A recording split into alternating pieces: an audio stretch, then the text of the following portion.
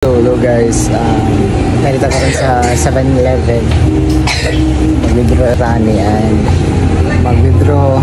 Tapos taga na to kanang hahalipay si mama sa mga kaningamot sa pag-vlog, lingaw-lingaw. So let's go.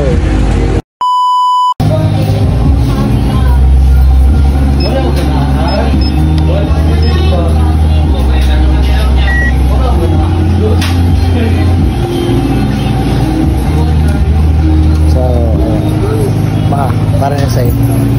Karoon man naman ta cash out.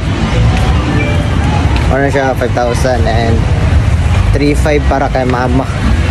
Ay palangga beto so mama. So atong suklian ng mga iyang suporta, kahago, tanan-tanan pag igugma sa kuha.